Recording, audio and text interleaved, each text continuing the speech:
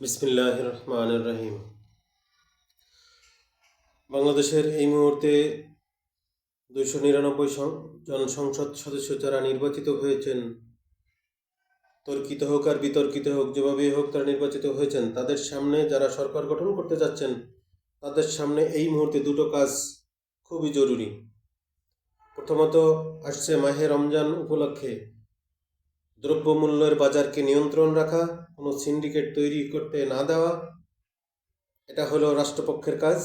এবং বিরোধী পক্ষের কাজ হলো কোনো ধরনের সিন্ডিকেট তৈরি করলো কিনা সেটা ভেঙে দেওয়া,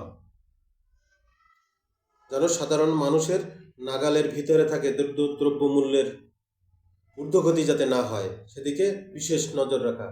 এই দুইটা জিনিস করতে যদি তারা ব্যর্থ হয়, তাহলেই তাদের আগামীর পথ চলা কীরকম হবে সেটাই নির্ধারিত হবে এই মাহে রমজানে।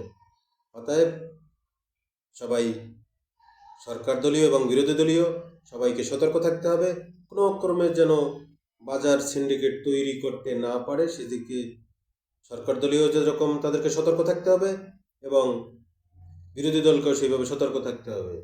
আর একটি কথা, সেটা হলো 72 ঘন্টা পার হয়ে গেছে, প্রায় 100 ঘন্টার মতো পার হয়ে গেল, কিন্তু তার মধ্যে সারা বাংলাদেশে জাতীয়তাবাদী দলের প্লাস স্বতন্ত্র প্রার্থী এবং জামাত কর্মী সমর্থকদের বাড়ি ঘরে লুটপাট এবং ধর্ষণ সহ খুন সহ বেশ কিছু অঘটন ঘটে গেছে। এগুলোকে নিয়ন্ত্রণ করা, এই তিনটা কাজ উপরে তাদের উপরে এই মুহূর্তে চ্যালেঞ্জ।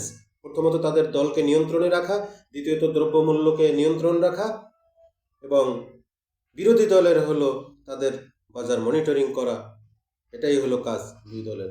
এটা যদি তারা সক্ষম হয়, তাহলে আগামীর বাংলাদেশ কেমন চলবে সেটাই নির্ধারিত হবে এই আগামী 1 মাসের কার্যক্রমের উপরে।